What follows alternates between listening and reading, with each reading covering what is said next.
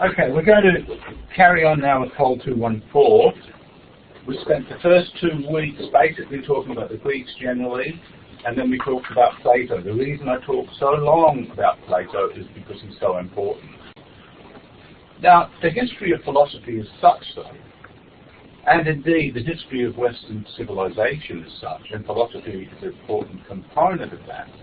And I'll tell you one big reason why you need to understand philosophy. And it's not just something irrelevant, okay? And the big reason is this.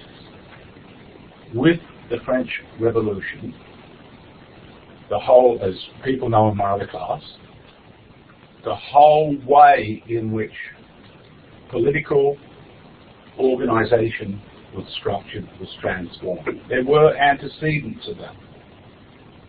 But that spread globally over time, or certain elements.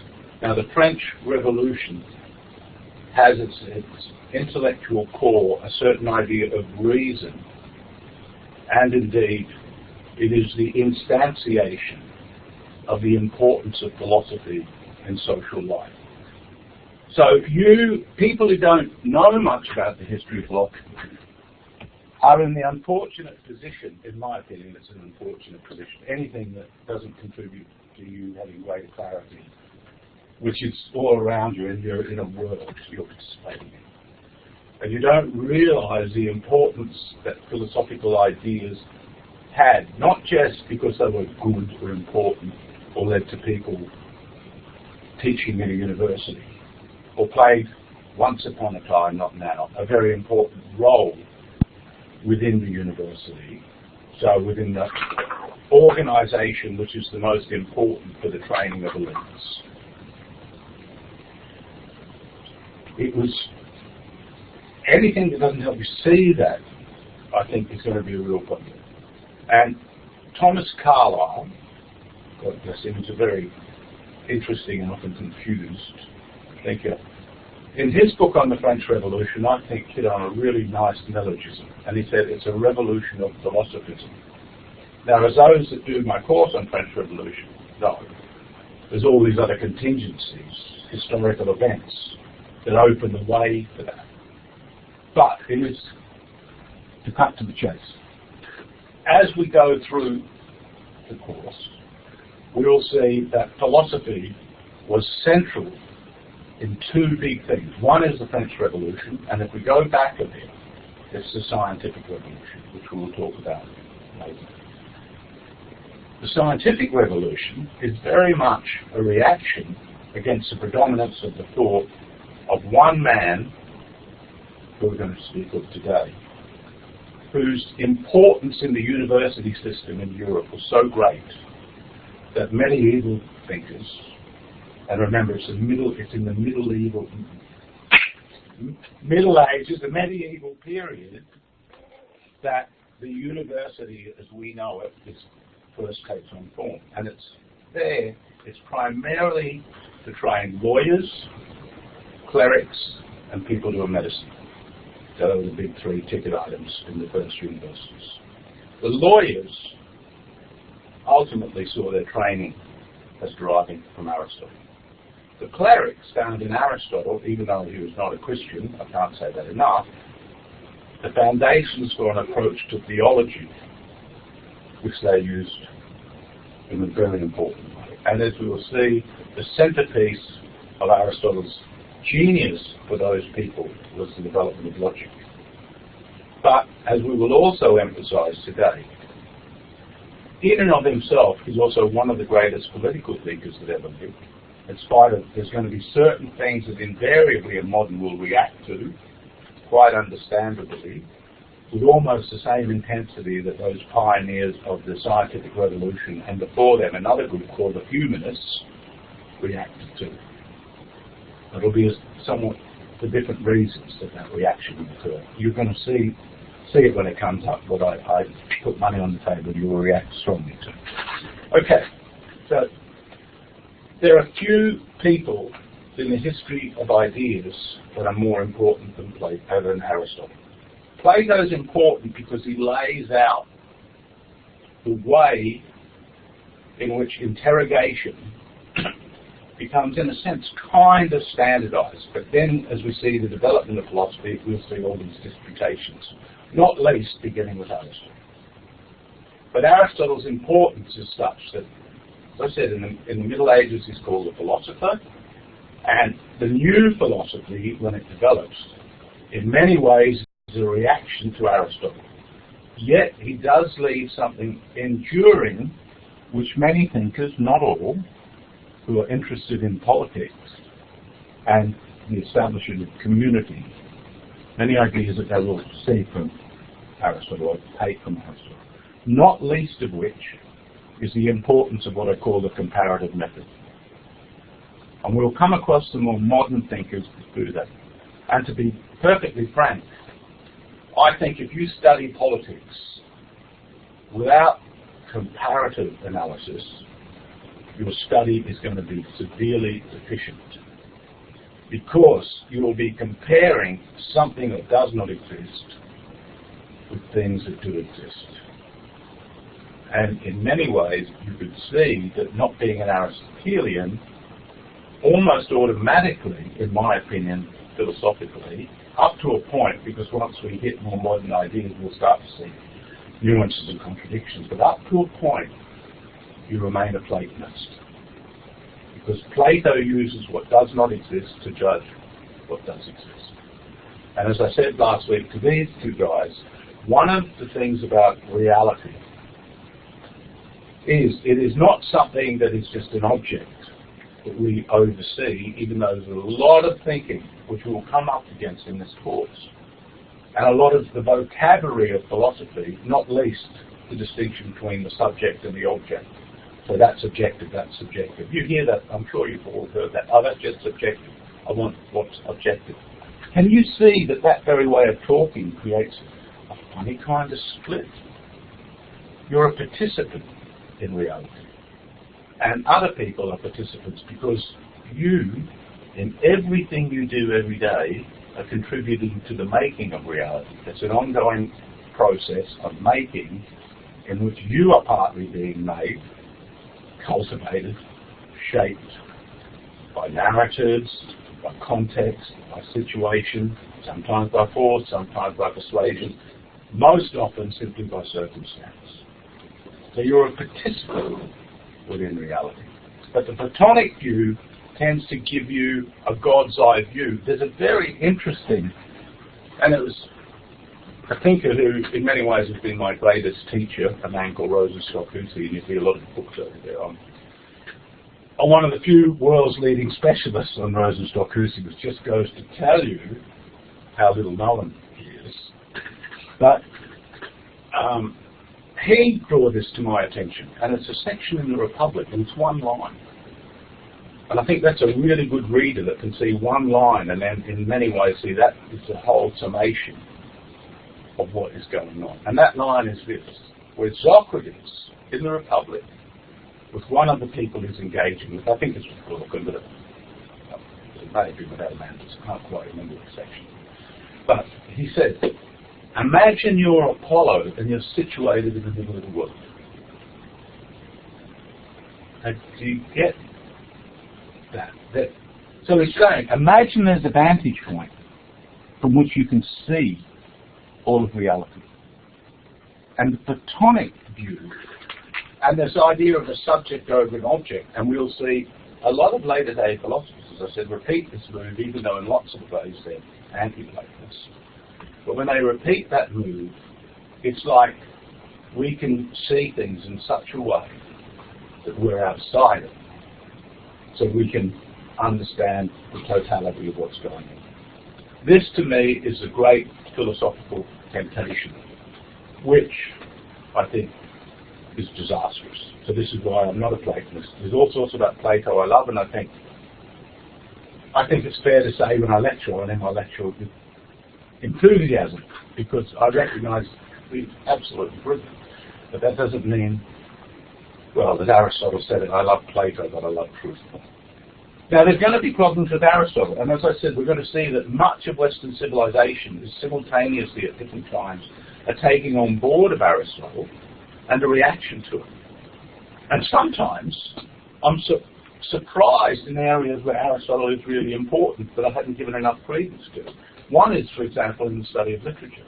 That's no longer obvious now, but 50 years ago that was obvious. And a very close friend of mine did a PhD on Aristotle's influence in 20th century literary criticism. I thought, wow, that's great, because I've always thought of Aristotle in terms of the scientific revolution as reacting to him because of his ideas about physics, which were so dominant, his ideas about logic, his critique of Plato, and his view of comparative politics. But indeed, his little book, The Poetics, is one of the great first treatises on art, which is significantly superior to Plato's, because he looks much more so than Plato, as you recall why Plato attacks the poets. Aristotle holds out an olive branch and says, look, we need men. We can't do without the arts. And Plato, I think, you're just wrong in setting it up that way. Why drama is so important to us Greeks, why poetry is so important to us Greeks, is that we see certain truths. They're not just glimpses, as Plato says. We see certain things about human character, human circumstance, and human action. And we're able to learn from that, and that can give us, when we see people making mistakes, that's not, as Plato had said, that's a role model. We see that, we might repeat it. On the contrary, we feel the anguish of the soul gone wrong. So this is central to his little book, The Poetics, which I don't talk about anymore in this lecture, but I just thought I'd mention that as a good example of his influence, but also his importance, and the way he goes about his business. He looks very closely at the thing at hand. He looks at its structure and its function. And I'll keep coming back. You have probably heard, maybe, of Aristotle being Alexander the Great's tutor. And I think, if I recall rightly, in the god-awful film on Alexander the Great, which was just abominable, with Colin Farrell, I think Aristotle has a big part to play in there. And it was said that Alexander was collecting specimens while he's conquering the known world, as he was collecting specimens to send back to Aristotle. Because another thing about Aristotle, who is a student of nature, and particularly of biology. And indeed, when we come to look at why the thinkers of the scientific revolution are so hostile to Aristotle, we'll see it's because he basically works from biology to physics. When we get the modern scientific revolution, you tip that on its head. You start with physical laws. And you may have to make a special case for biology, or you find, this is why Darwin becomes so important, some way to completely integrate them into one narrative. So, when Aristotle, another important thing, if I say he was the tutor of Alexander the Great, I'm also telling you, without you maybe recognizing what I've told you, that he is operating at a time when the Greek city-state has reached its zenith, because now Athens is now really just a colony of Macedonia. So now you have empire in which city-states may kind of function, but they've lost the autonomy that they had. And in many ways it's interesting to see Aristotle still thinks clearly that the city-state is the best form of life. And we emphasize to you, or I emphasize to you, not we, sorry about using the royal plural, I emphasize to you that one of the extraordinary things about the Greeks was they had developed a life form which was quite unique. Indeed, which was unique. You had tribes, you had empires, but the city-state was something else altogether. And the city-state had a division of labour which enabled for the cultivation of urban, not only urban life, but a more reflective kind of life. And it created new human types, which included the philosophers. As I also said, you can look at China and India and you see some similarities that come out of the urban experience. But I think the Greeks, that emphasis that they have upon the importance of freedom and free speech is intrinsic to how philosophy in the West develops. I mentioned to you then that Aristotle was called the philosopher of the Middle Ages. I should have mentioned his importance not only in law. Essentially, what you had, or just very briefly on this, in the Middle Ages, you had a whole different domains in which law was operative. Through using Aristotle's logic, you could start to look for common principles. And that was a very important development. So you don't just have bits and pieces of law, you try to find a way to mediate.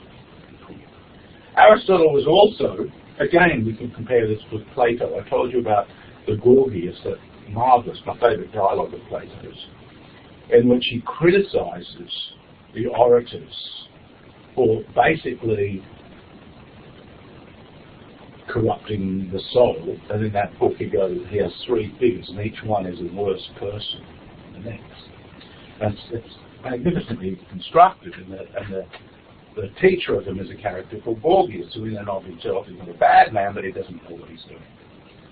Now again, Aristotle thinks Plato is throwing the baby out with the bathwater. So the whole view that Plato has about all these people dealing in shadows, and the philosopher will take you to the light, and from that light you'll see things as they really are.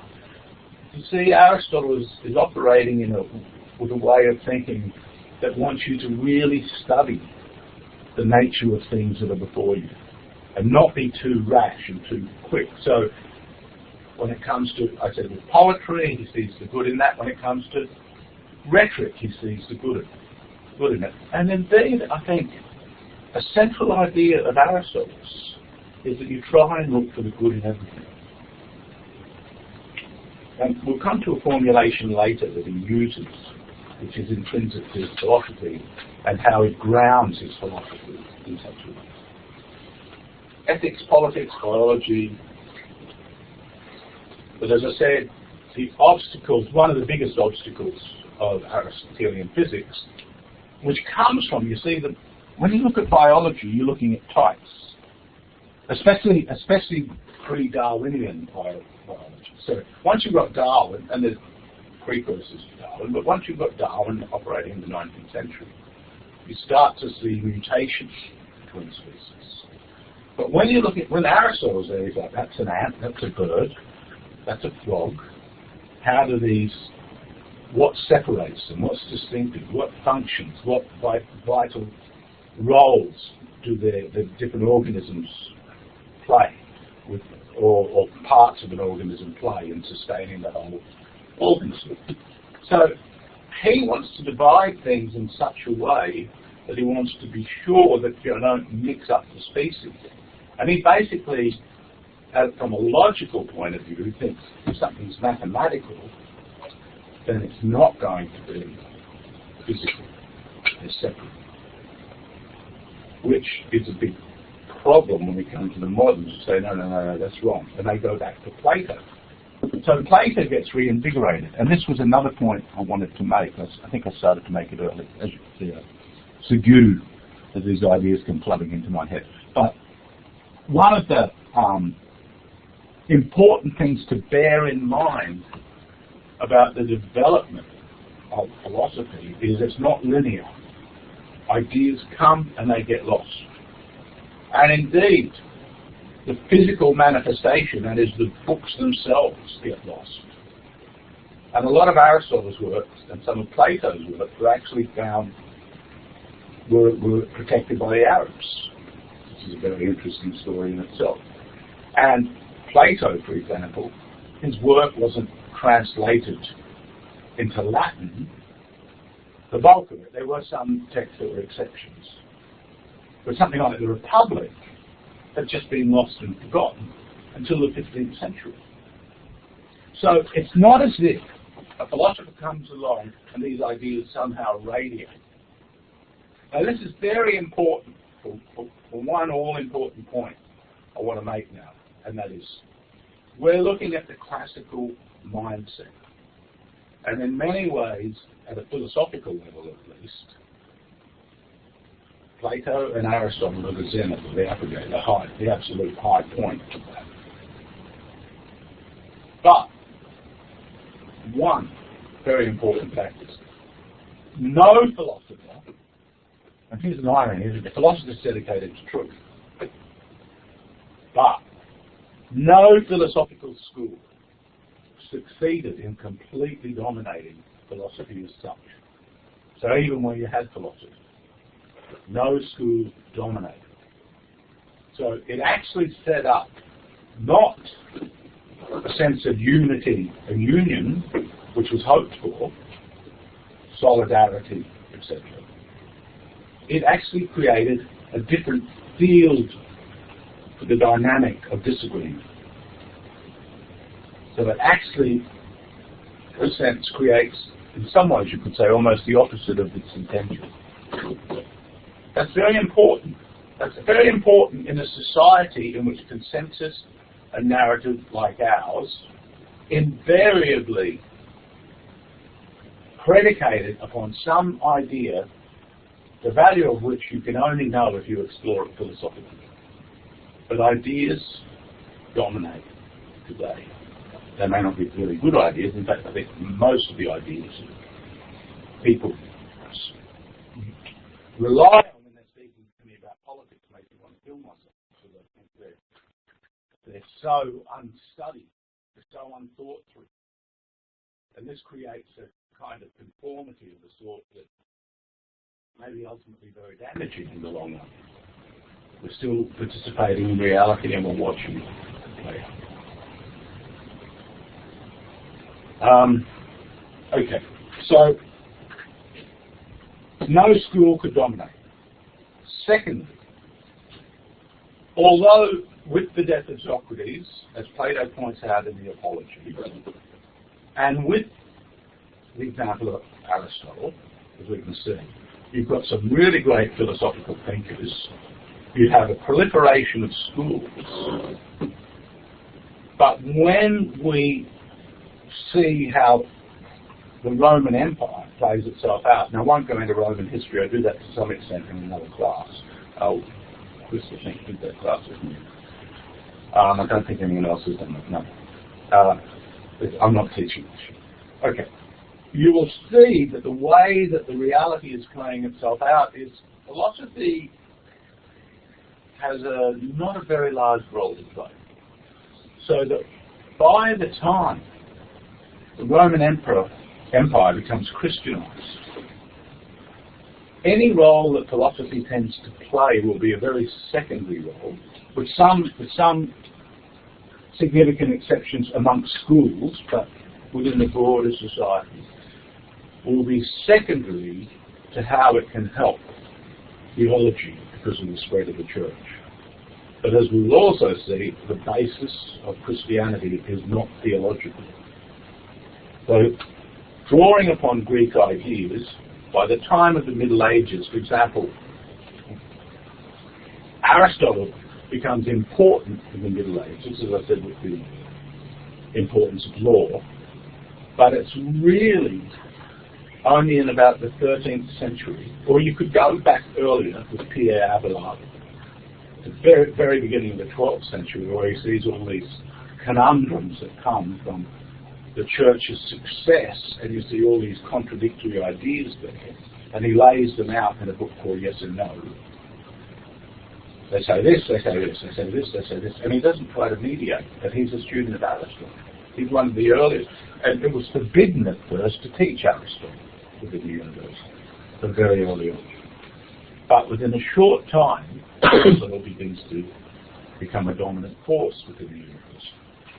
Okay, so the point of me telling you that, again, retract. Ideas don't develop linearly, especially in the movement from ancient, medieval to modern. And two, the classical world is a lost world. It becomes a lost world. So that in the 7th, 8th and 9th centuries, for example, there's almost no trace of it left in Western Europe at all. There are mainly books just sitting around in monasteries. And many of the early monks that wrote simply copied stuff they didn't even understand. Now, he was Plato's student. Plato more inspired by mathematics. Aristotle by biology and then logic. It's Aristotle that is the first person to fully develop a science of logic. Again, you can see moves in this direction from Socrates and from Parmenides before that. And with Socrates, the idea is if you contradict yourself, then you don't know what you're talking about. So you can see in that sets down what Aristotle would call the law of non-contradiction. Nothing can be true and false at the same time. Anyone who learns logic will immediately get P, not P. That's going to be the starting point. If you're doing critical reasoning with Nicola, I'm sure he's mentioned that principle. In fact, so true was that, although there were extraordinary logicians over the ages, when Immanuel Kant writes his great philosophical work, The Critique of Pure Reason, in the 1780s, he says there have been almost no developments of any significance since Aristotle. That's quite impressive. It has to be said in the 19th century there's a whole lot of post-Aristotelian logical developments. Now, he's a great polymath. There's almost nothing that didn't interest him. Like Plato, he was a great writer of dialogues, but unlike Plato, we don't have his dialogues. They got lost. So what we've got is not Aristotle's most beautiful works. And indeed, if you read Aristotle, which I hope you do, you're reading his lecture notes. He gave lectures, and he really wrote them out in great detail. And when you read Aristotle, you see that the artifice is almost completely gone. I've heard it said that, and this is a nice way to remember things, even though it's not quite true in the last bit. It says, Socrates never wrote, he just spoke. Plato wrote dialogues. Aristotle wrote prose. And in writing prose, the dialogical element is left out. But as I said, he actually did write dialogues. Now, I'll go into this in more detail later. Is that someone at the door? Come in. Hello. Hall 214. Isn't that really clear? There you go. So, what was I saying?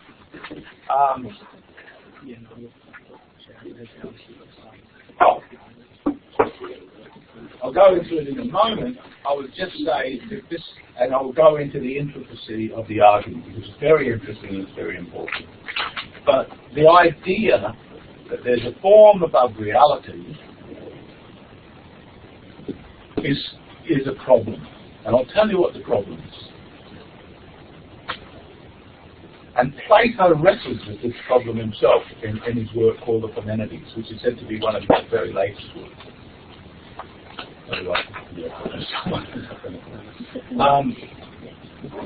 And it's this.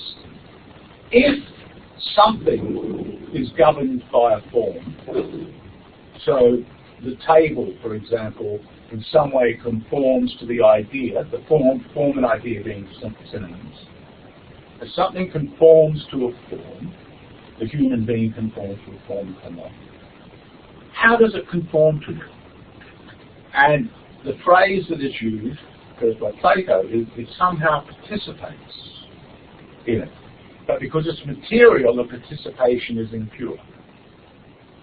Now Aristotle says what is called the third man argument. And he says, yes, but if I'm observing the idea and the form and the thing in their participation, in fact I must occupy some position in order to make that argument that there is this participation.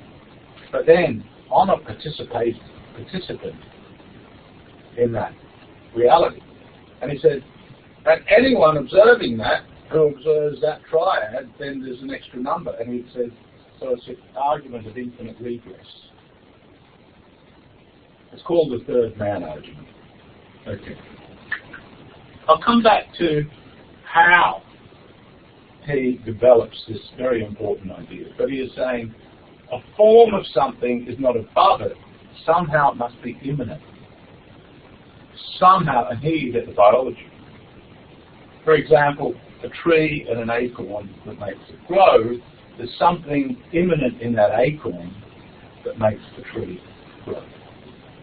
There's something in a human being that is potential, but it becomes actual. And they become two very important, I mentioned this last week, two very important terms in Aristotle. Potentiality and actuality. Actuality is the fulfillment of potentiality. But there may be things, for example, the acorn may be on infertile ground. Something like, a disease might take hold of the child, stop it from being an adult. But the way he's viewed nature is that it is following laws of immanence. This also relates to the way he sees goodness. We recall that in Plato, the good is the highest idea. We only seek some truth because it's good that there is a truth. We want knowledge because we think it's good. Now, one might actually come up with all sorts of arguments against that. But nevertheless, and what Aristotle does, and in a way it's a very Greek way of thinking, and you might recall me using that word arete in the first lecture. The word is excellence, and I bemoan the fate that has befallen that word with the business schools and the managers and all that. Sorry. But the idea is already there, because when Socrates is asking after the excellence of something, he's really asking after the proper function. What is it if it's really doing its thing? So it's Plato is really, Aristotle has really seen that Plato has put something out that he hasn't thought it through sufficiently. And in many ways, I don't think it's uncharitable to say that Aristotle works on problems, a whole stack of problems that Plato has presented. So the good is the inner purpose of something. And that's also its end. And the Greek word for end is telos. The word we get from telos is teleological. Have you heard of that term? Teleological. Sorry? Teleological approaches. Oh, it's not, sorry. No, it's my hearing, it's not you. You don't know. Say it again. Teleological approaches. Yeah, you talk about a teleological approach. And some people criticize that because they're saying, you're looking at something as if it's going to a purpose. So you say, no, but that's not the way stuff is. That's a very modern criticism, because when we look at the pioneers of the new philosophers, they will hate this idea of Aristotle. But I have to say, I think the human mind is such, and the species is such, that I can guarantee you that if we were to start having a conversation, very quickly I'd notice teleological arguments being used. So I'm not so sure that they're so prevalent, and Aristotle's so dumb. I could go on for a long time about things that irritate me, and that's what I think is the simplest thing. I'm not even an Aristotelian, don't get me wrong, but I can, I just like thinking to be well done and it's done. So, whereas Plato is looking for something stable, and remember the thing about the gods. The gods can't be unstable, they can't change form. If they're moving from something to something, that suggests an imperfection. But why would the perfect move to the imperfect? That's actually an idea that Aristotle will replicate in one instance, one important instance, his idea of there being a first cause, an unmoved mover, which is the divine mind. So, Aristotle's thinking is dynamic. It looks at the end towards things developed, and it then looks at the striving, what's called the entelekteia, the dynamic which drives it to be what it is at its best. I have to say, I think there's a lot of beauty in this, and I think that Aristotle is a very beautiful thinker. And his vision of the universe, one of the reasons why Thomas Aquinas, the great 13th century scholastic philosopher, would like Aristotle so much, is that it tends to see the universe as something very beautiful. It tends to see the universe. So there are some divine purpose, which Plato, although he has the God caring for the universe, there's something in Plato that will be picked up by some Christian thinkers like St. Augustine, who we'll talk about next week, probably, or the week after. Something in that suggests that this is, I'll use Christian terminology now, it's a fallen state. Whereas Aristotle doesn't picture the universe that way. He sees that there's much more, that there's all this goodness in here. It's just if things go wrong, and they will frequently go wrong, but ultimately it's creation is good. So, there's a critique of the forms. Now, and some other things that we talked about, he's also very critical of that. He's very critical of the family, and I'll come back to the family, its role in person. But I could say that the criticism of the family, which goes right back to Plato, even though, do bear in mind, of course, he's only really talking about that for the guardians and the philosophers, not for those that the ordinary producers out there. But the criticism of the family is a common feature of utopian thinking. And you will find the same variant as you get in Plato in the Russian Revolution. But early in the revolution, especially, the attacks upon the family, which really came out of a whole lot of 19th century utopian ideas, including Marx's ideas. Marx didn't see himself as utopian, I'll go into that later. But you see this, you get this idea that the family is somehow deficient.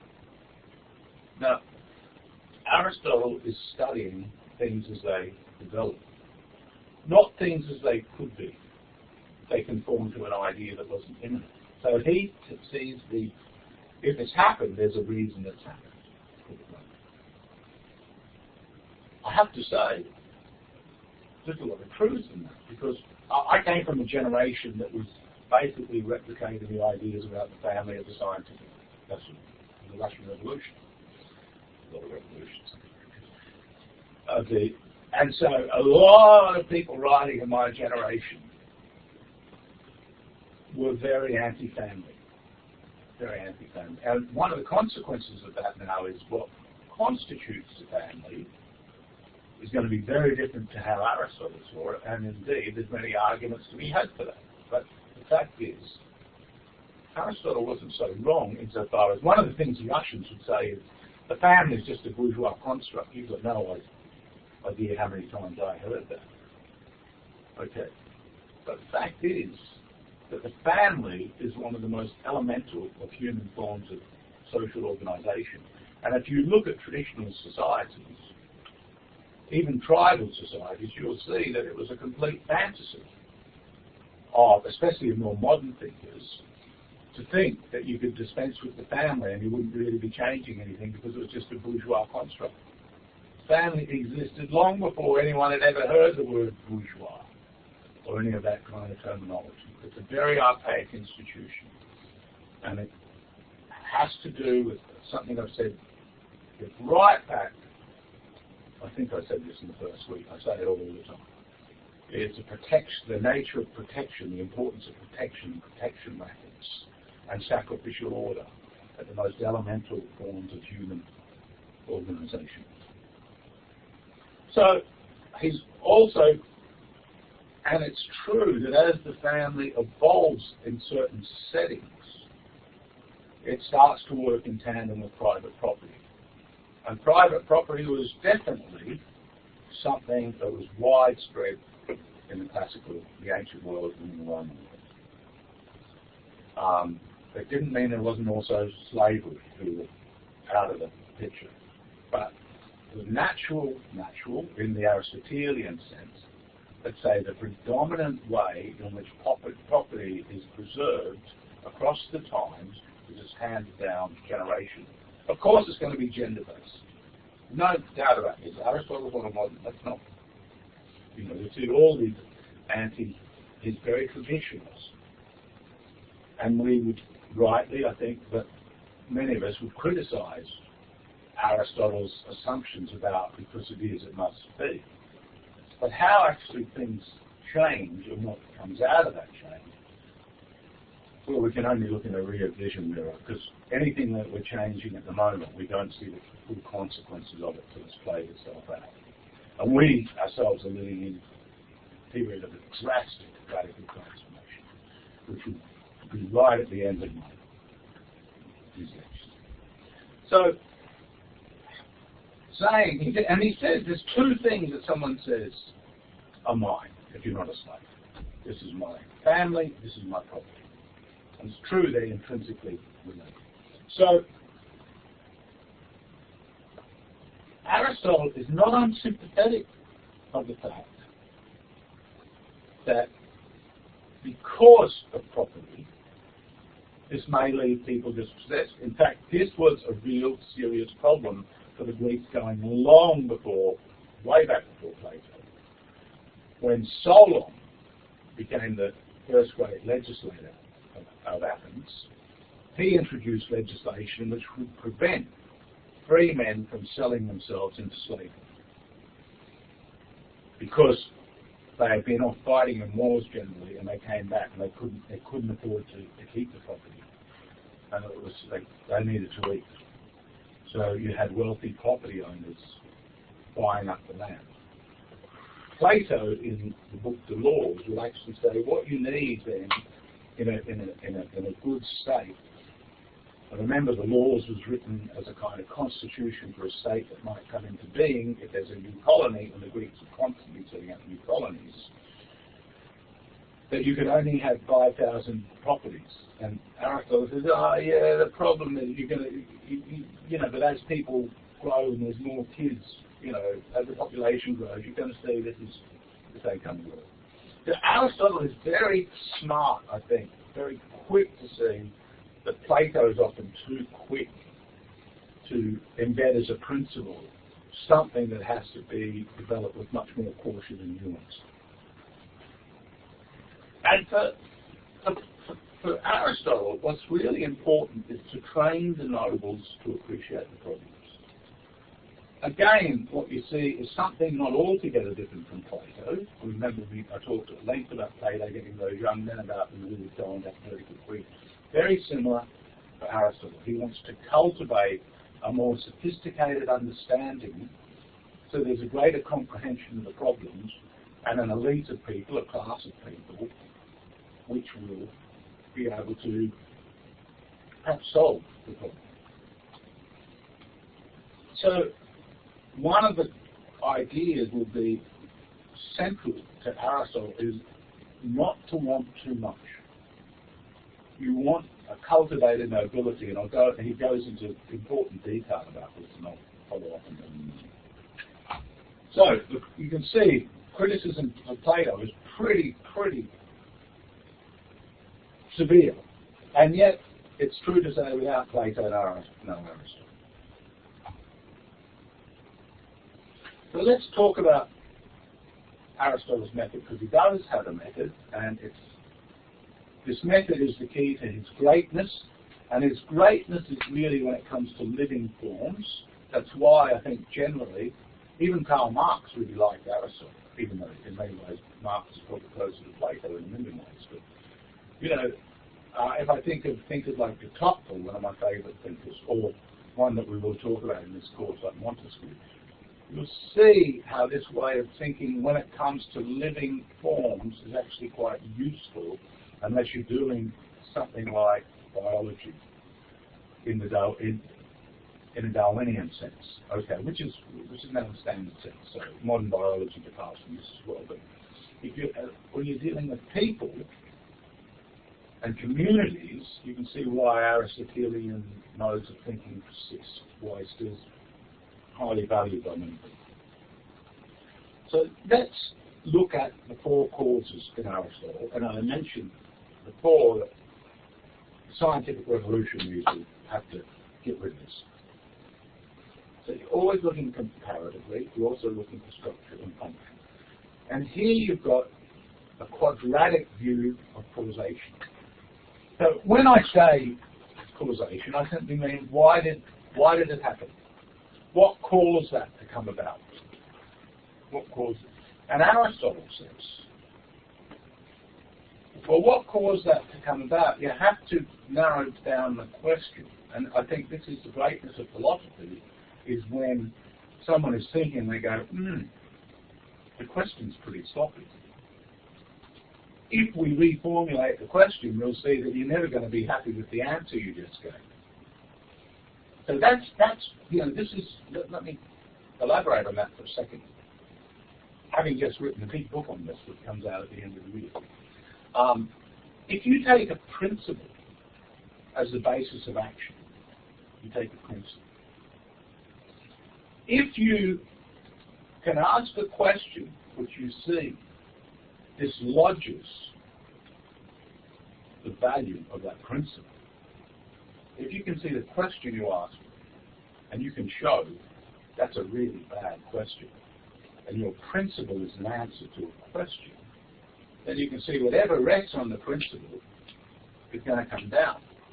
The principle generates information. And it may be, it's a bit like if a house comes down, you may still go and pilfer stuff that you can use. And the house was necessary in a way, especially if it was part of a building, that house, that window frame, those bricks, etc., intrinsic to it, but because the foundation was crap, you just got stuff that you can pilfer, and you may actually be able to use it in something else. This is what I think paradigms are like. You know, a paradigm is basically a consensus around a principle and a way of thinking about something, a way of talking about it, thinking about it, exploring it, examining it. So, if you, as Aristotle does, changes the question by what caused that to happen, and says, well, let's look more closely at what we mean by cause. And again, some of this is anticipated by Plato, because you'll remember me saying that in the Apology, I think it is, or it might be in the Phaedo, anyway, one of those dialogues. Plato says, Socrates says, if you ask me the reason I'm in here, someone might say it's because of my bones and that, and the physical structure that I have. And he's criticizing the physicists, philosophers that go way back, who I mentioned very briefly in the first lecture. And he says, the reason I'm here is I chose to be a nuisance and ask people questions. Now what Socrates has done there, and in fact the word is used, is there's a purpose. He's used the word cause in terms of purpose. So they become, why am I here? What caused me to be here? Because I was a damn nuisance as far as you were concerned. Because I asked questions. Because I believed the unexamined life wasn't worth living. And Aristotle goes, actually, we need to break up the kinds of purposes there are. And he says there's four. And we'll see that everything, he argues, now I think Aristotle leaves some really important stuff out. I won't go into that, but this I think is quite brilliant. And it's a very simple idea. Here's a cup. So, the material cause is going to be what it's made out of. And Aristotle says, that's important, because I can't make anything out of anything. The matter has to, I can't make a bridge that will hold cars up, that will defy the laws of physics. So if I put a lot of marshmallow together and say that's a bridge, or paper mache bridge together, and then I put the truck to drive across, be my guest, and you'll see that Aristotle's got a point. But what you would have noticed already is the way he's thinking of matter is in a very different way to when we get to those thinkers in the scientific revolution who think of matter in much more, in fact, like some other Greek philosophers do, like the atomists. They had come and they had gone, and they had an insight which would be revived, again, another philosophical revival, and then transformed in the revival. So there's obviously going to be different types of matter, and some matter is appropriate for some type. Remember what I said about types and species, and that's the way Aristotle's mind works. It's brilliant for some things, are some things that it's a problem for others. Then there's the question of, well, I've got the cup. It's made out of something, but how did it get there? What caused it to be there? So let's say, I'm very ignorant about what's gone into this cup. Let's say clay somewhere along the line was important for this, or something like clay, or China or whatever. God knows what. I don't think it's from China. It's a very shocking cup. I don't know anyone besides me who drinks my coffee. Okay, so we've got this. How did it get here? It's not like the matter automatically said, come on, let's make a cup. No, someone had to make that. That's called the efficient course. So what made it go, it goes from there to there. It's an efficient course. But then you've got, well, I want to drink my coffee. I don't get a plate. Why don't I get a plate? Well, Aristotle said, because the form, even if it's made of the same matter, the same stuff, the same material, even if it's made by the same maker of, what do you call this, like China or whatever, even if it's made by this stuff. So I can speak philosophy, but the simplest means defining. But even if it's lacking, the form is not right, so you need the form. You need the form, and it has to be, the form has to fit the activity. I want to drink from it. I want to drink from it. And then we get to the final course. Why do we want cups in the first place? Because we want to drink. And Aristotle is basically saying, so that's not that hard, is it? But do try and keep that in your mind. Do try and remember that, because it's very clever. Very clever. And in one way, it's a big key to understanding Aristotle. If you bear this in mind as you read him, you're seeing he's doing this all the time. But you will also notice, and this is going to be a common criticism of Aristotle, you will also notice that it's not a very plastic way of viewing things. That is, it tends to see things in a rather set way. It's, even though we've got this idea of enthalakeia, it's all, everything has a role to play. But as far as it goes, you can see that there's some sense in it. And you can, what I just said, you can apply to your computer, that tissue box, the tissues, the pepper grinder. You can look all around you, which is exactly what Aristotle did. You thought, by golly gosh, bingo. I've got it. Man, have I got it. I can really see that. And if I'm looking at animals, I can put that question to it and I can see that. If I'm looking at things that are made, I can see that. So I just see it all around me. Now, here's another thing about the classical worldview, which I may have said in the first lecture, but if I think it's important, I might say it many times. If I say it 3 times, as the Red Queen says in Alice in Wonderland, it must be true. So, one of the things is that separates the moderns from the ancients, from the classical view of thinking, is that Aristotle is not afraid to take what he sees as the highest, and for him the highest thing that we as human beings know is our intelligence, take the highest and then go back to the lowest, rather than, you think of Darwinian theory, Darwinian, people want to say it's beyond the theory, I don't want to call it, get caught up in semantics, but Darwinian thinking, you start from the lower, you go to the higher. And for Aristotle, the role of the philosopher, the role of the city-state, and the role of intelligence are all congruent in some way in participating in illustrating what is higher. It has been said, and quite insightfully, that the modern begins when you look for firm, secure ground as opposed to the higher. And when we look at Thomas Hobbes, very important political modern thinker, one of the founders of modern political thinking, we'll see that Hobbes perfectly illustrates that picture. He looks at the lower ground to build upon, not the higher. Aristotle starts with the higher.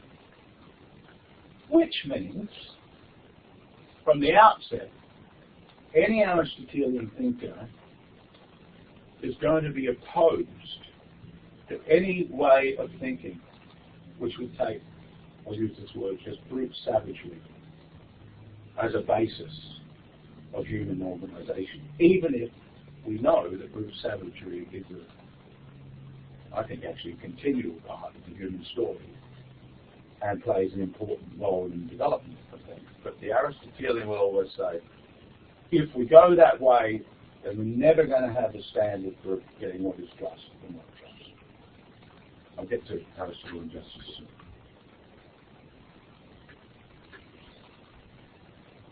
Also, in keeping with that idea of purposefulness, this idea of this triadic interplay of harmony, hierarchy, and balance. And Aristotelian thought about social and political life is all based around that. Life, he says, is seeking happiness, eudaimonia. He thinks certain kinds of happiness, as we find in Plato's dialogues as well as often, certain kinds of happiness are really regrettable. So if Aristotle came and watched, Married at First Sight or any of these reality shows, he would just shake his head. And as he's watching people being happy participating in it, he would say, wow, they're really attracted to what he called the bovine pleasures, the kind of pleasures a brute animal, like a cow, would be very happy. This is the best grass I've ever had. This is the best TV show I've ever had. So there's something in Aristotle that detests too much feeding of these lower pleasures. And in his work, The Ethics, he has a really great analysis of the pleasures. And he wants to distinguish between those kind of pleasures which are just part and parcel of the loveliness of existence, like, walking in a garden and smelling flowers, with other kinds of pleasures which either show stupidity or get people in lots of trouble. So those kind of pleasures, Aristotle is saying, well, just look at what they do. If it makes you stupid, that pleasure is not your friend. If it makes you do destructive things, that pleasure is not your friend. The highest pleasure for Aristotle is contemplation itself. And indeed, remember me saying that, he goes from the higher and looking down, and he sees that because I know that contemplation, for me, is the highest, to understand the way everything is working, to see the order of things, the pleasure that comes from that. I'm not sure how many of my students actually agree that studying is as wonderful as Aristotle presents it to me. But I suppose I chose that life for something in me that sort of goes along those lines. That's so marvellous. But he even sees that that's what the divine must be. It must be a more intensified, larger scale version of this. And when I see the universe and how it all fits together and the way it's all working and the beautiful things around it and the motion of the stars, then I can see there must be some divine intelligence at work. And you might recall me banging on in the first week of lecture saying the idea of intelligent design is not biblical. Even though there's a lot of people that will say that even point to the Bible. But really, again, as I've said, and we're talking about this when we talk about Christian political thought, or the basis of Christian political and social thought, is that that's using a lot. There's a big logical leap from moving from the book of Genesis to say this is design at work. And in fact, as you know, or you might know, and forgive me if I've said this, but I'll say it 3 times. God speaks, God sees, God affirms. That's very interesting. Some thinkers who are very interested in the difference between Jews and Greeks make much of that, and I think they're right to make much of that. I think it's indicative of the fact that you're coming from a very different place if you represent the divine power that way. And what comes out of it ends up being very different. And indeed, to put it in a nutshell, one tradition is one of revelation. This is a tradition of study, of intellection. They're very two different. But as I would say, what is extraordinary about the West is the way these two very contradictory ways of world making, as I would put it, ways of participating in reality, vocabularies, ways of validating the most important things and then what gets validated, how they manage in some way in this tremendous tension to cooperate for such a long, protracted period of time. And it's the cooperation of these oppositions that starts to make something quite unique. Whether it's good or bad, it doesn't matter, but it's quite unique. And it's unprecedented in the ancient world because you don't have that interplay until the moment in which Greek and Jewish thought start to instantiate institutionally and in culture. So the highest life is contemplation. The highest being is the unmoved mover, mind contemplating itself. And political science, he says, is the highest or the master art. Sorry, I put the word. The higher or the master science. Why is it the highest or the master science? Because it is dealing with community, wanting to organize it in such a way that it does what it should do. It fulfills its potential. Okay. This then, for Aristotle, is also why he writes a number of great books. I mentioned the Poetics, there's some Metaphysics, which is stitched together, lectures, there's stuff on logic, but the ethics and the politics are really two parts of the same thing. And you're all familiar with the word ethics, and I see ethical stuff all around me, you know, I have to conform, comply with some ethical blah, blah, blah, blah, blah, I hate it, blah. And I just think it's only they read Aristotle. But in a way, modern ethical stuff that you see in business and all of that, it's not like Aristotle at all.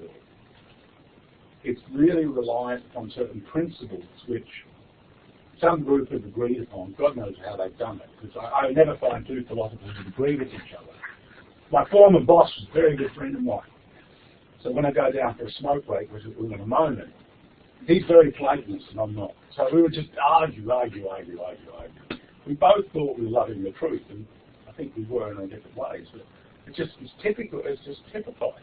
You get 5 philosophies, you get a group of philosophers. You've got Nicola teaching you philosophy. You know, me and Nicola, we might agree on something together.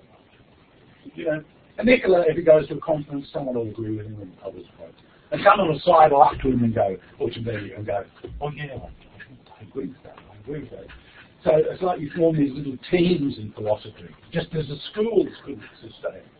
So, but when Aristotle was talking about ethics, he was trying to write a manual, not simply about being a good person or laying down principles.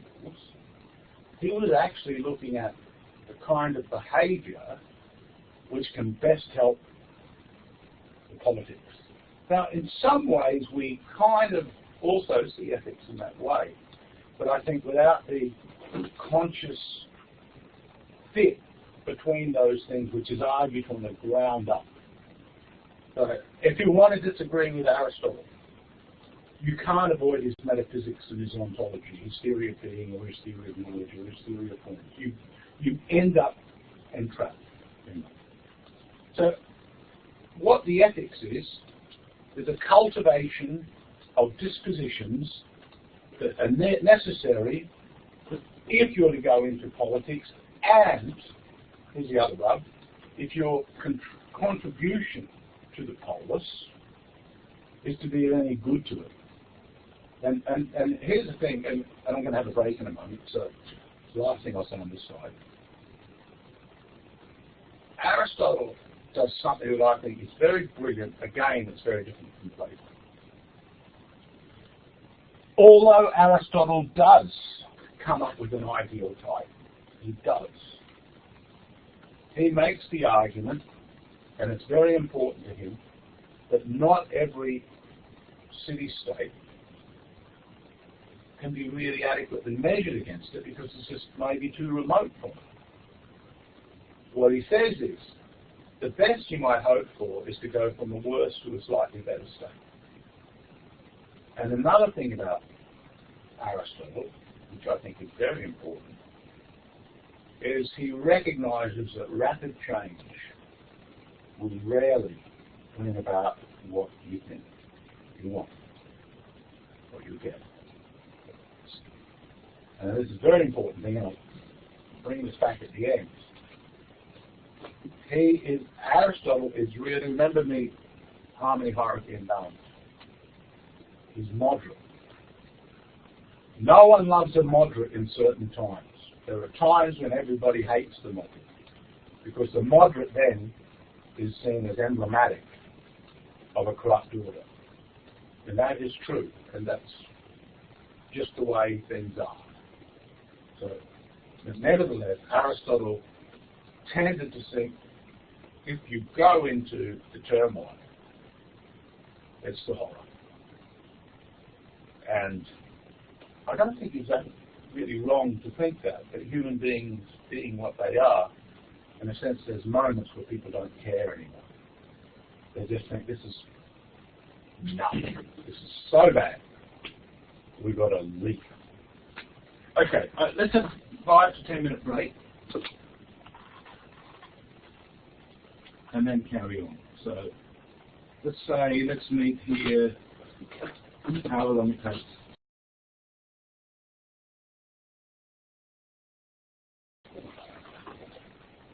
So when Aristotle talks about political science, he means it very much in this classical sense about knowledge of improving society but dealing with what you have because he's working comparatively.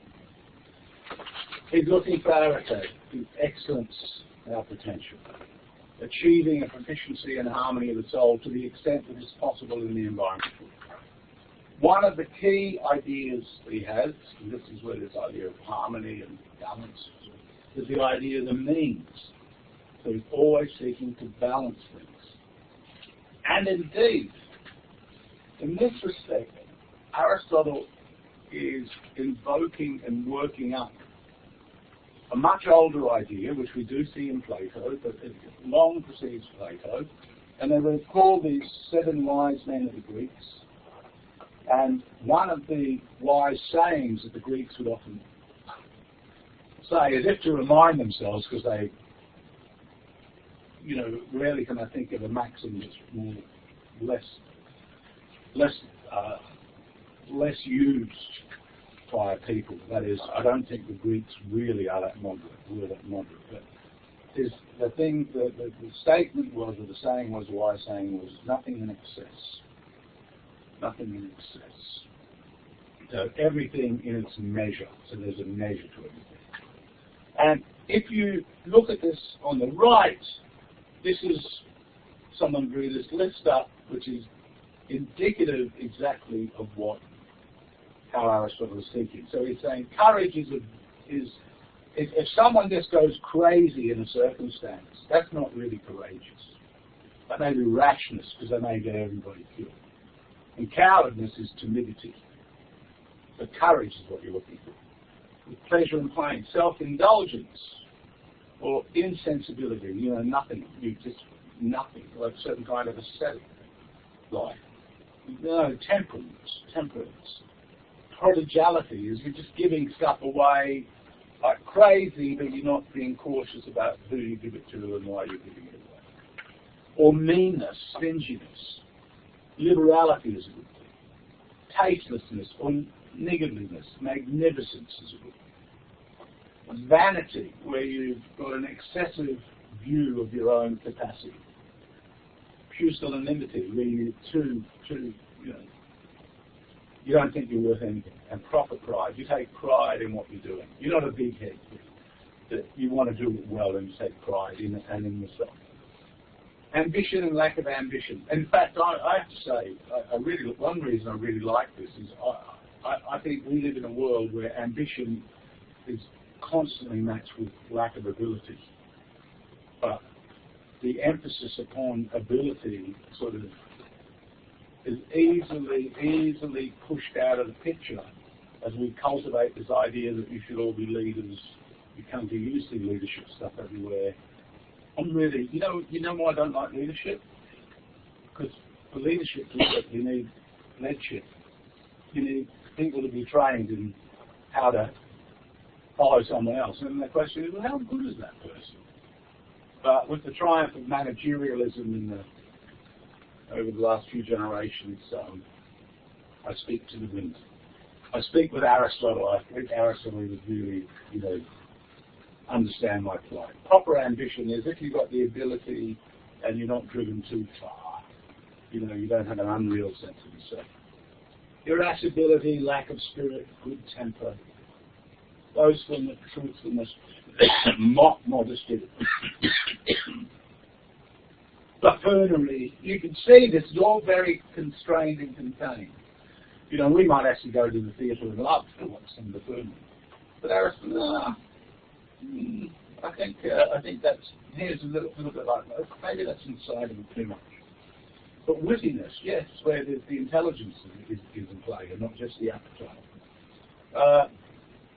Obsequiousness, that's a lovely one, isn't it? Obsequiousness. Oh, God, I don't see a lot of one around me, certainly not. Obsequiousness. As opposed to cantankerousness. I err on the cantankerous side as you. I don't really get this so well. I tend to go into that right column in the deficient column.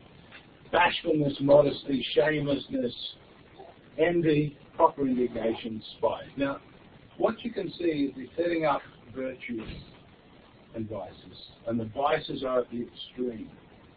The virtue is the middle way. It's the path of balance.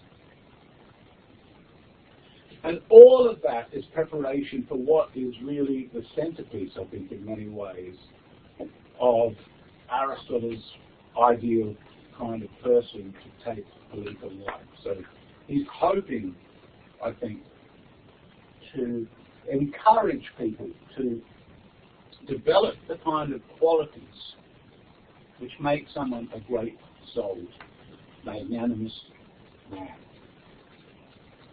And it is very much man, and we'll get to that because he says, it's men in political life. And in Athens, as I emphasized before, women had no part to play in political life. And in fact, Aristophanes, a great comic poet, wrote a play called The Assembly of Women. Has anyone ever heard of that play? It's very funny, but it is the women in the city decide the men are doing such a terrible job, they disguise themselves, and they manage to get the numbers in the assembly. They disguise themselves as men, and then they take over the city. But then Aristotle starts to play with the idea of equality and how it can be stretched and the dysfunctions that will occur. So the great soul person is someone who's worthy of great things. And clearly, if you're thinking of being a serious player, even in a democratic society like Athens, and you want to be heard and you want to be part of setting the agenda, then you are going to be ambitious. So the great soul person is someone who's worthy of things. They've got the right order. They've got the right attitude towards honour. And he makes a very nice point about honour. He says honour is not a virtue because it's not something that you bestow upon yourself. It's bestowed upon you. So to receive honours is beyond your control. And I remember when the universities started to come up with all these vision and mission statements, all started in the 1990s. A very common formulation that I saw, it was at my university, I saw it at other universities, again showed me I wanted to hit people over the head with Aristotle. Because they would say things like, we'll be recognized as one of the great universities by blah, blah, blah, blah, blah. And I thought, yeah, exactly. That's what I thought. Exactly that face you put. It's like, well, if you're any good, if you're really good, you've got to think it. But if you taper yourself to someone recognizing you, don't know what's in their heads, you don't know what's going to validate them. I'm a great lover of music, you know, contemporary, well, it's not contemporary for you anymore, but it was contemporary for me. You know, the great bands, the great songwriters, they did not sit around thinking, I'm going to win a Grammy this year. In fact, if people write for the Grammys, they're crap, which is why so many Grammys I think are crap. But to be cantankerous for the sake, I've got to strive to be more magnanimous and more like Aristotle's great soul man. So they can claim, the great soul man will just, you know, when they receive the honours, they will go, well, thank you very much. I'm glad you appreciate what I did, but I've got to keep working with it. Actually, I'm thinking of a great modern example for me of this is Bob Dylan. When Bob Dylan got the Nobel Prize for Literature, which was kind of insane because he's a songwriter, but his response was just perfect. If you want to recognise this, that's great. But look, I won't turn up. I'll write out something for you, but I won't turn up because at the end of the day, I'm more concerned about writing the next song and performing, and this really doesn't mean that much to me. It's nice of you, though, that was perfect. I think that was perfect. I think he's really centered in this Aristotelian way in his disposition. So you're moderately disposed towards wealth, power, and every kind of good and bad fortune, however it befalls him. That's very important because fate is beyond your control. What's going to happen to you, you can't control that. And Aristotle was saying, but if you cultivate your disposition, you'll deal better with the bad as well as the good things. You repay service with interest. So if, you know, someone is generous towards you, you are generous back to a fault and even a bit more. And it's simply, and I think that's, again, I think there's a lot of beauty in the way Aristotle thinks. I think that really creates a very convivial kind of relationship when people are like that. You know, generosity, I think, is a really important quality in people. And when people, you must know this, you know, you're around people who are mean-spirited. You feel it. It affects you.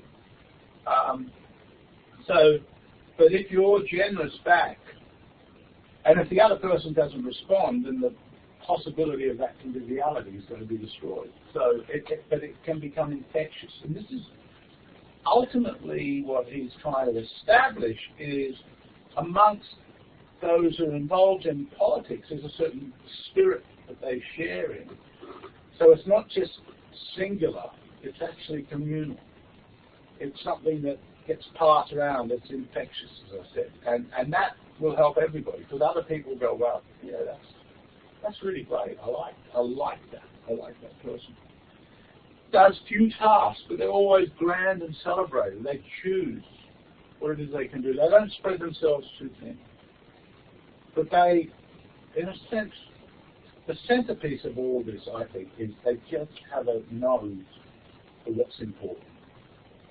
And their intelligence, it's a very practical kind, and we'll get to that in a moment. They're independent and liberal. They're not dependent. They're not going around asking people for favours.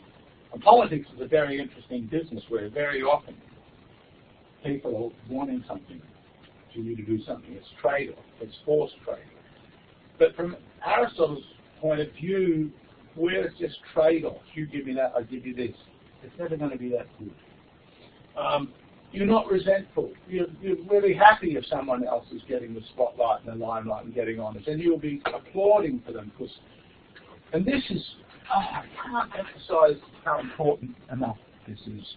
And the reason I say it is because I think the spirit of our time, and I'll say it flat out, especially around identity politics, is that the question of who you are overtakes the achievement that you've made.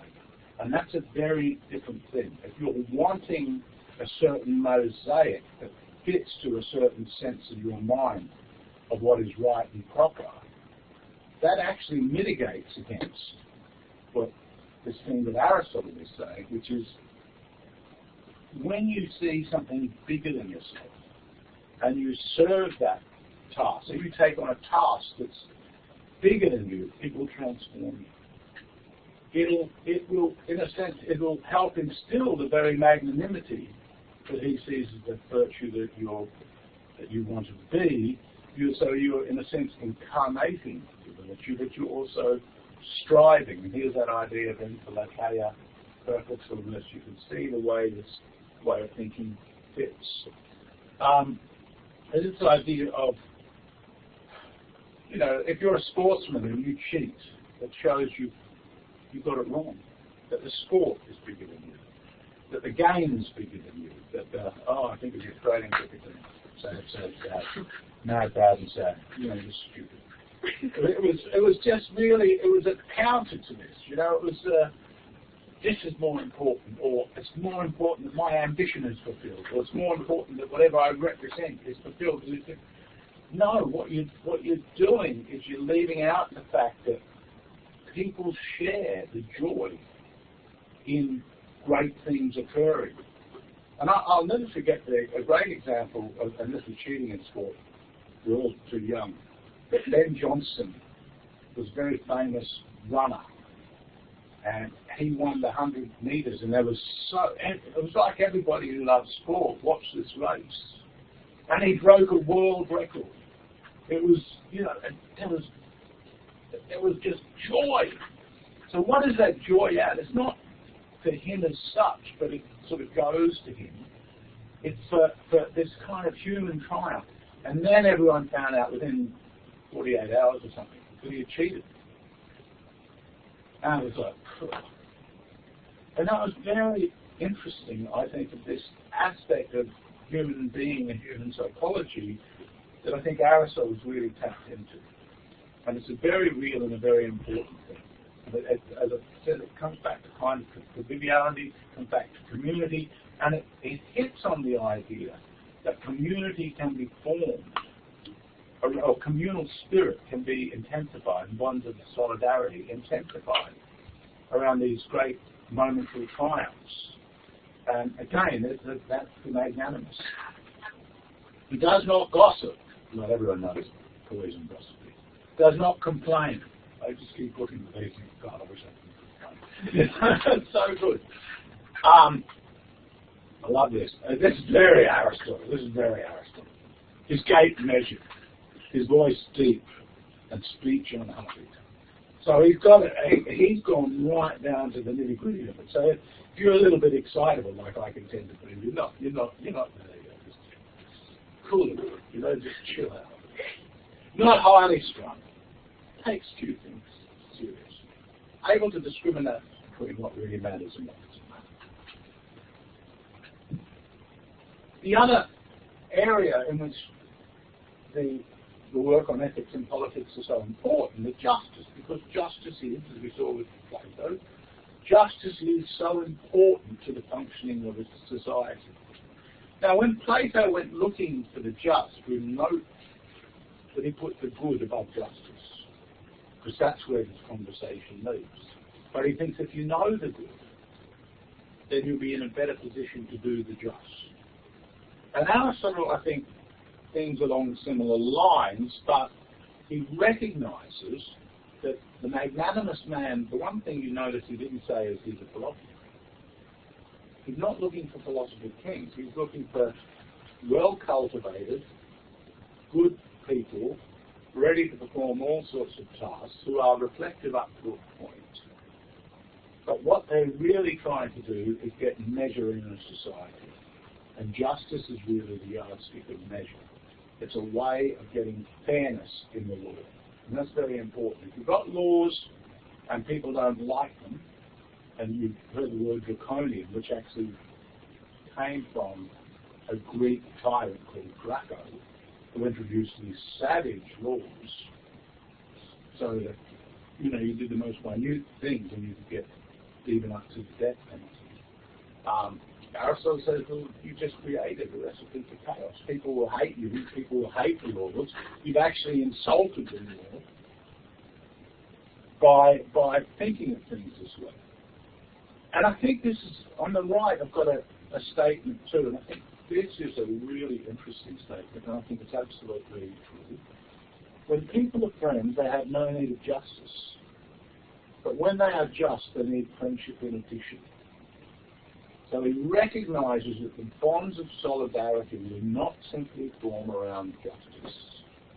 That where you've got the solidarity, if you start invoking questions of justice, I think the fish is 3 times and you didn't, it's already indicative of something that's frayed in a relationship.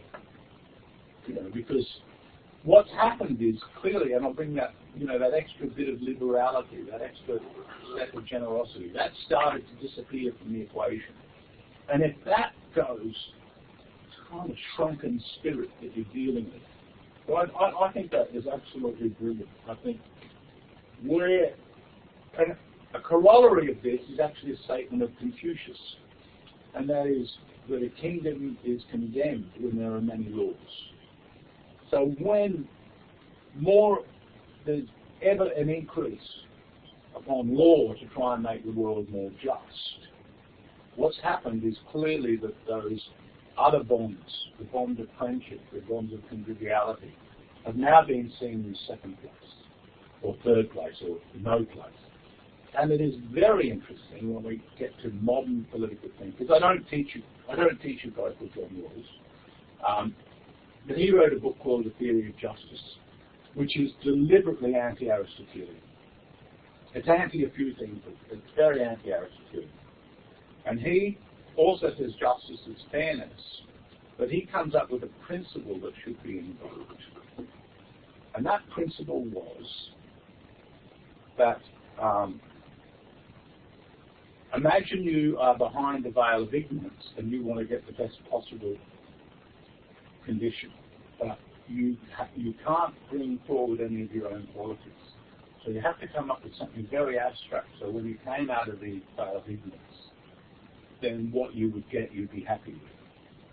And he said it's absolutely important to that those at the least advantaged in some way receive advantage.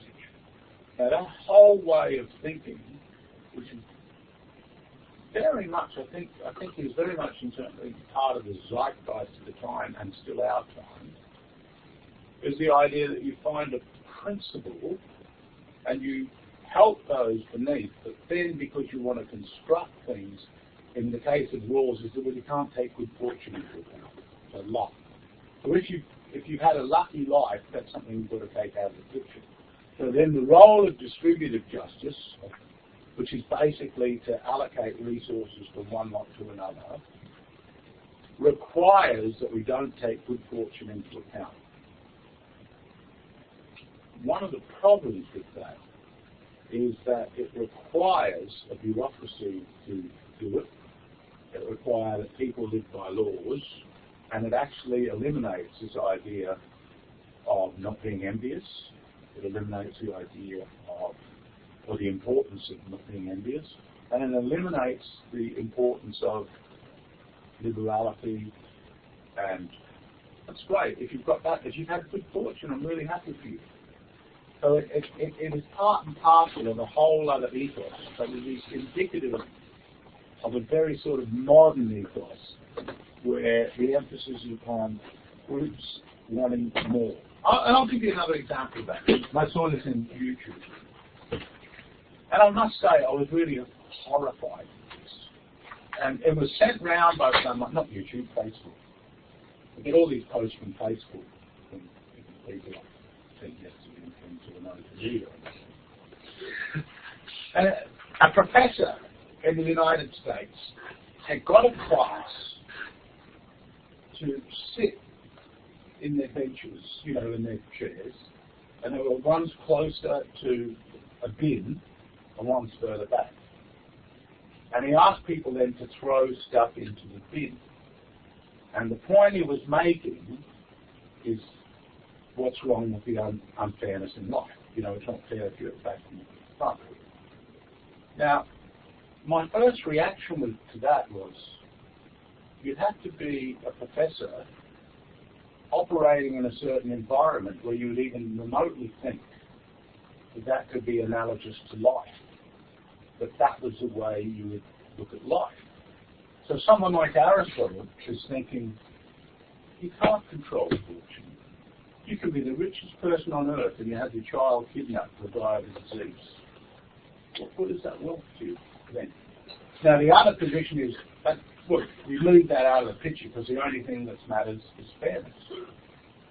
The question, the issue is, and it's obvious that I'm more sympathetic to Aristotle, but it's up to you what you think. I don't care. I really don't care. I'm just saying. But it's obvious to me that the way life works is that not everyone is pursuing the same goal, so not everyone is the same position, and the idea that sitting in a university classroom throwing stuff in a bin is in any way indicative of what life can or should be, or a good life is if you're at the front and you get the stuff in the bin, strikes me as completely crazy. And one of the thoughts I had then is, you know, one of the greatest musician bluesmen of all time is a guy called Robert Johnson. You know, this poor black guy from the Mississippi Delta. But I think, you know, poverty-stricken, what he creates, what he gives to the human spirit is just so great. If you want to replicate a world in what everyone gives is kind of a room, the creation of a room in which everyone can throw something in the bin and everyone can do the same thing, I think you're actually creating a very impoverished world. And I think the greatness of Aristotle and the way he thinks about justice is he doesn't fall what I think is the truth. And because of course, well, I'm going on about these things, but of course, if you're the one that lays down the principle or invoking the principle, invariably resources will tend to flow to you quicker than others. I'm always astonished the way political parties, for example, very often want to invoke rules around certain things which will affect some people's income in a very drastic way. And it may be very middle class or upper working class people. And I think, yeah, but hold on, you get a big pension when you retire. So you don't need the kind of thing, say, you know, a second house as an investment or something like that. You don't really need that because you're well catered for. But most people are not that well catered for, and they make decisions on the basis. And this is just talking materially, and I don't want to give the impression for a moment that the most important things in the social or political body are simply material. I don't believe that. And here I'm absolutely with the classical Aristotle. Okay. So the way Aristotle sees justice is very bound up with virtue in relationship to someone. This is also why having judges, people who make judicial decisions, even in a very different environment to what Aristotle is thinking of, it's very important what qualities of soul are within them. Now, again, if you just think you legislate, the judge must follow legislation, what you're doing is creating a much more automated understanding of what human beings are and what life is. And in fact, it doesn't surprise me that as we have a much more automated view of life, that these classical ideas are just thrown away. And it's very easy to say, well, look at Aristotle. He was just one of the ruling class. He had slaves and blah, blah, blah. You think, well, okay, even if that's true, are we going to end up with a society in which conformity to principle predominates quality of character? And Aristotle is clearly about the importance of character. So he distinguishes between two types of justice: distributive justice, as I said, John Rawls' book. You can read that, and if you like it, great, go for it. It's not my cup of tea, and it's geometrical proportion of right allocation between equals. So you've got to decide which group gets what. Now, for Aristotle, it is very important, as I said before, that you don't have too much problem. So I completely get the importance of material conditions. It's that there is a question, though, of how important, what rules you have in trying to garner that, and what are the, the word, it's a very important word in economics, the opportunity cost. It's a very important word, and it shouldn't just be the privy of the economist. Opportunity cost means what you have to pay if you get that, by having forgone the very thing you get. The other things you don't. So you want this, I'll put money on that, the opportunity cost is there's something else I can't spend with my money. And I think that's the same with principles. If you appeal to a principle, the question is, okay, does that principle rule out these other aspects of human participation, of social formation, the bonds we make of solidarity? Does that actually rule that out? Is there an opportunity cost?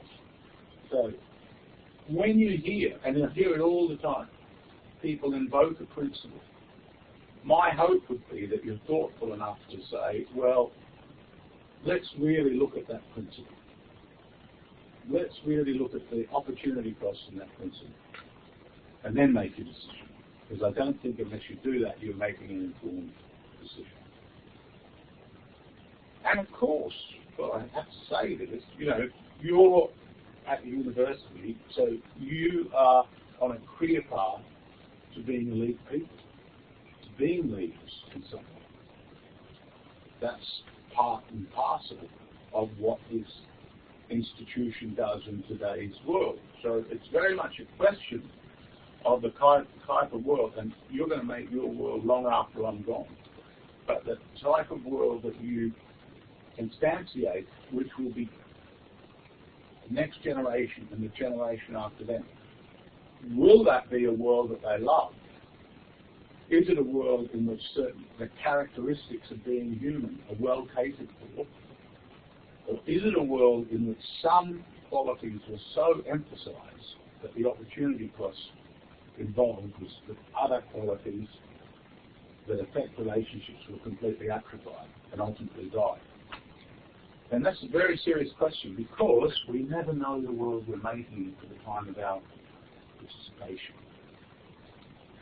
And the good thing about philosophy is it can ask you at least to take a step back. I can't get everything right, and there's plenty we can criticize in Aristotle. I can criticize in Aristotle. That general thing is very important. So a judge then, in Aristotelian terms, someone who hasn't just learned a rule, they've got a certain quality of character, and that needs to be cultivated. Political justice, he distinguishes between, and this is a very important distinction, between what he calls natural justice and civil law. And he does think, and this is like Plato, that natural justice is the most important thing. That if someone says the reason I'm obeying the law is simply because it's the law, what if the law is against natural justice? And, the great example of this, there's multiple examples of it, but one great example of this was after the Second World War, there were trials in Germany that included trying members of the judiciary because they had gone along with the Nazis. And there's a very good film on this, which I strongly recommend that you see, because I used to teach jurisprudence, and it actually is brilliant at going into the jurisprudential issues of it. It's called Judgment of Nuremberg. It starred Burt Lancaster, and it was in the 1960s. And the real question then was a question of natural justice of civil law. Should the judge have simply applied the law? Now, it gets complicated by the fact that you were dealing with a Nazi regime in which certain laws, and in that movie, one of the laws had to do with disabled people. And there's a riveting scene in that, around that issue. So Aristotle is a founder, along with Plato, of what is called the natural law tradition. When we get to Hobbes, I'll revisit this, because although I'm very sympathetic to it, I'm not going to say it's problem free. And here's another thing when we're on philosophy. It's very helpful if in your philosophical education you recognize that the choices you make are very complicated choices. And even though you will err on this side or you go on this side rather than that side, if you only present the other side as stupid, and I'm not saying that, you know, there aren't occasions where there are two sides and one is very stupid. I'm not saying. But very often, the complexities of the case, especially if there is a strong current of support for the position, that does suggest that it fits the life ways of people that may see the world very different from the way that you see it. And the way they want the future may be very different from the way that you want the future. But as I said, you don't know the future that you make, especially if it's new. So if you completely set of traditions, you don't know what it's going to be like 2, 3, or 4 generations down the track. You might appeal to the immediacy of this, and you might see the alternative as so oppressive that you make that choice. That's perfectly understandable. And these kind of things happen all the time. But I tend to think that legislators would be much better than the current lot if they were more equivocal and more cautious. And in this, again, that's very Aristotle. Because Aristotle is saying, always when you change the laws, do it incrementally, do it slowly. Recognize that it needs time to play itself out and see what actually occurs. And that goes hand in hand with a maxim that I use constantly, and I've used it in the other course that I see in Christendom. Today's solution is often the roots of tomorrow's problem. So he also sees prudence as practical wisdom, which is what I was saying before with the great soul man. Prudence is practical wisdom. It's a virtue. It's not an art or a science. It's a characteristic. It's a quality that you cultivate.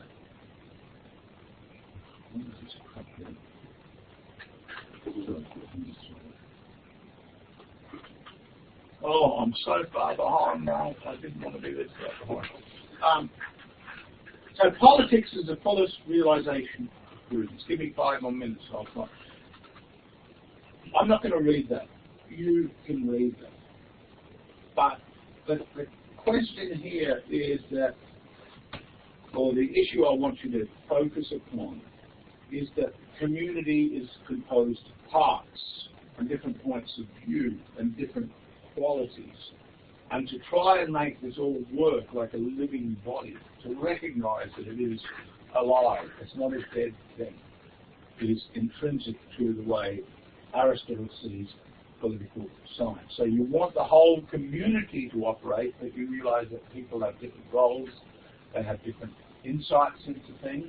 This will be very important to Aristotle. That's why he ultimately likes a mixed polity, a mixed constitution, He wants the different strata, not the slaves, of course, but wants the different strata, not women, not so he leaves out a lot. It's a limited franchise, but even in the group that he's got, he doesn't just want philosophers to be king. He thinks that would be a great mistake. He wants to be able to mediate between all the different things that people can see. He does concede that if someone was an all-wise person, that would be terrific. But the chances of that are zero. So this brings us to a couple of really important things. It's organic. The community is alive.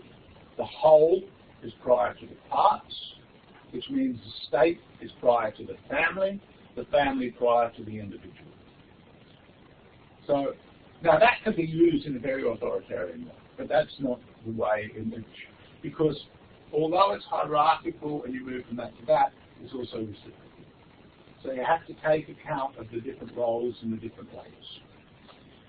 He argues that the state is natural. When we come to the moderns, they will argue, or many will argue, that the state is artificed.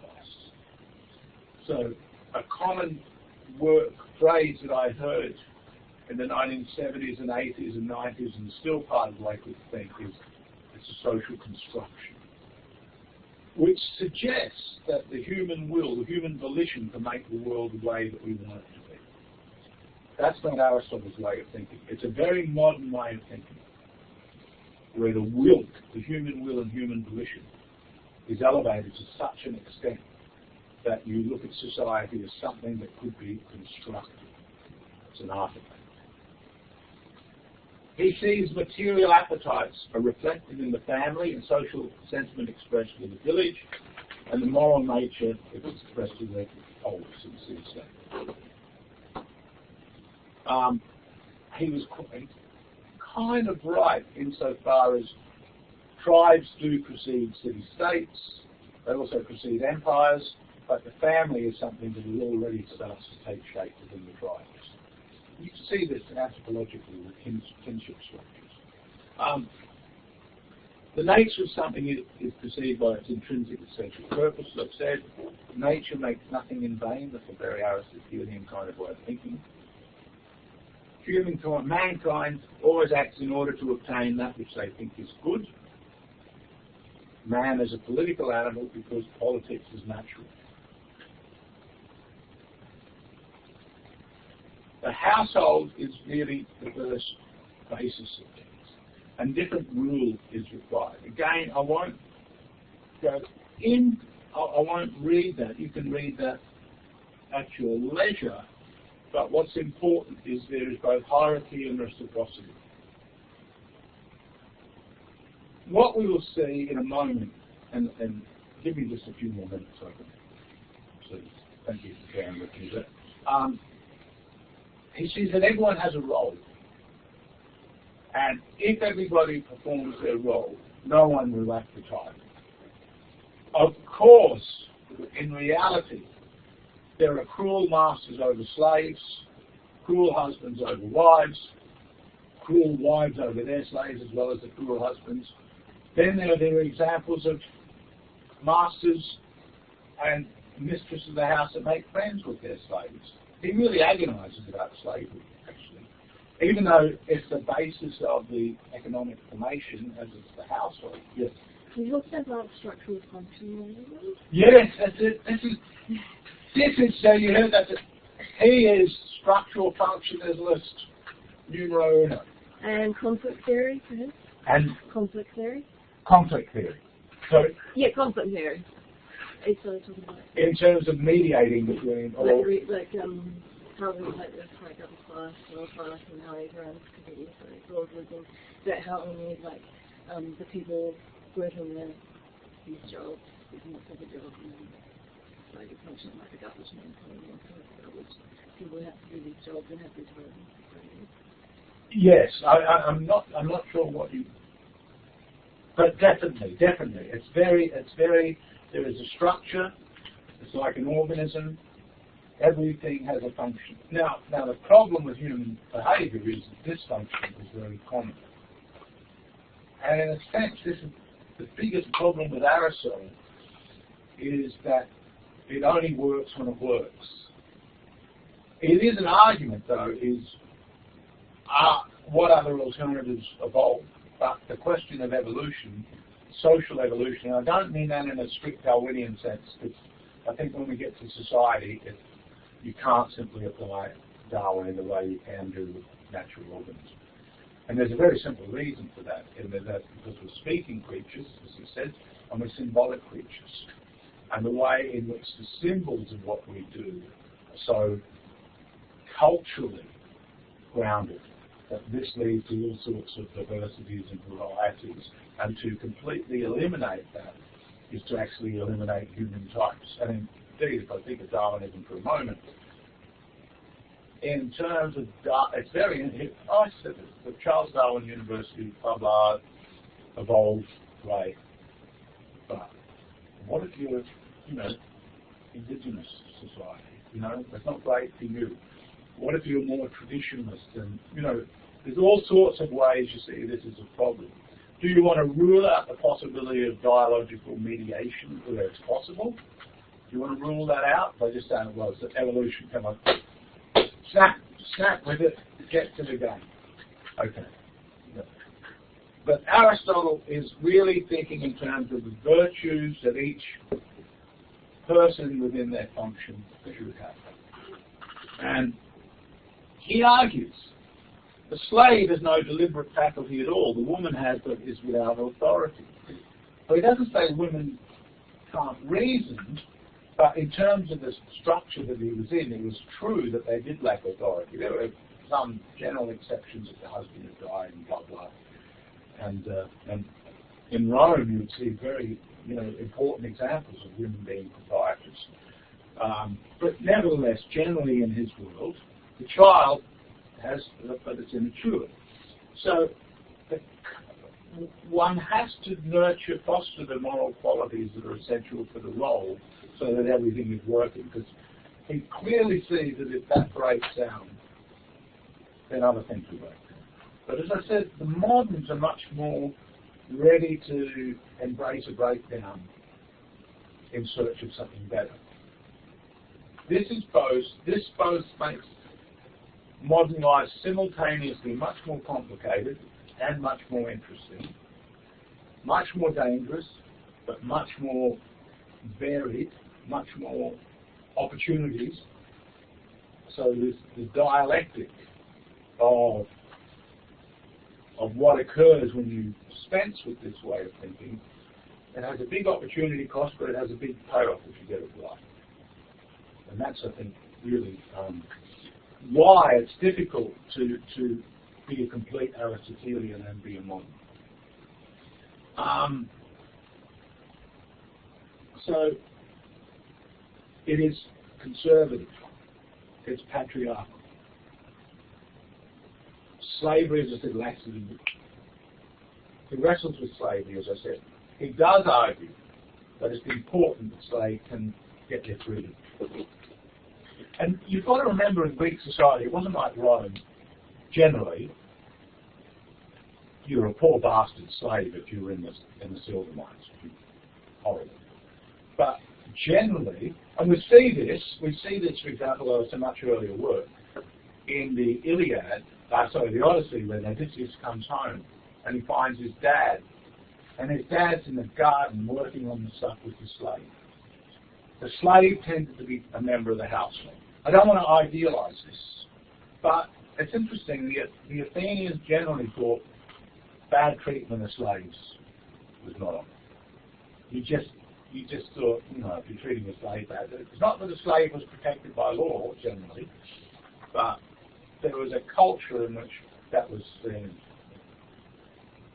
What are you? You're not supposed to be civilized. Whatever that means. So Aristotle also recognizes that, well, they're slaves, but one of the things, a lot of slaves are just war captives. And if they're war captives, they may be the hero. Again, I'll give you an example of going way back to the Iliad. The fate of when Andronica Hector's wife is pleading with him, you know, not to go again into the fray for the moment. But she says, you know, I see the future, and us and the kids are going to be sold as slaves. We're going to be enslaved. Now, Aristotle recognizes, oh God, there's two kinds of slavery. And he actually says, if we had a world in which we could make machines like Daedalus, an archetype of a maker of things, then we wouldn't need slaves. But we don't live like that. So he says, well, we've got to be able to distinguish between slaves by nature and slaves by law. So that there are some slaves, although they are not able to cultivate that deliberative quality because they're not in a position to do it. It's not because they don't have the aptitude. And if we can recognize this distinction, we want to maybe more humane. And I think this is very important. I think Aristotle is he's a patriarch, he's a conservative, but he is humane. In a context, we would say, I think, modern can say, yeah, but it's not a very humane system. But if you look at what their choices were in the ancient world, what we consider humane didn't have much to do with anything. And it took centuries of a whole set of new ideas to change the social structures where the idea of completely eliminating slaves could have a chance. So women's role is also, it's contrary, so he sees it in terms of opposition. It's more expert at leading, the male is more expert at leading because that's what they do. The older and complete and the younger and incomplete. So it's superior, inferior, that's the household, that's the Greek household. Again, we moderns just think, no, it didn't have to be that way, but it took a long time to change it. At the same time, you could look at Sparta and say, well, even back then, it's formed this way rather than that way. But again, the opportunity to question the Spartans, if you could go back to Athens, even as a woman, would you prefer to live with the Spartans or with the Athenians? And I have to say, although there's more egalitarian amongst the Spartans in terms of role, not completely by any means, because it's still primarily the men, or the men that go out and fight and kill. But if you like what wealth can give, the Athenians were generally more wealthy. You know, again, the middle class. He's all about the middle class as well. He thinks a good city-state is when they have a big middle class. So it's all about the limits of order and nature. And one of the things about the modern is it's not about the limits. It's about the striving.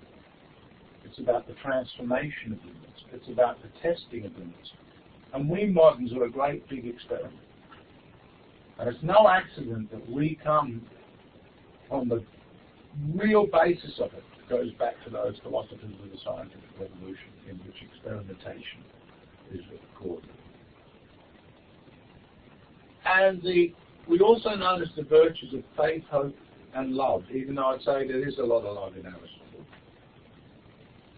But those Christian virtues will take on a dynamic that's very important within Christian political thought. And that does affect the question of plasticity of the roles. And you also, the other thing on this, and I'll end now, it's a view of the universe in which everything has a place, and in which the human being is at the top of the tree. Again, you can see its opposition to Darwinism, or the crown of creation, and the world revolves around the human being. To some extent, you might say there's certain biblical overlaps with that, but certainly there's a metaphysic behind this that's sort of a whole other rule in this description. Okay, let's call it a break. Let's leave it there, and I'll see you next week. I'm more behind than I want. I will find ways to catch up.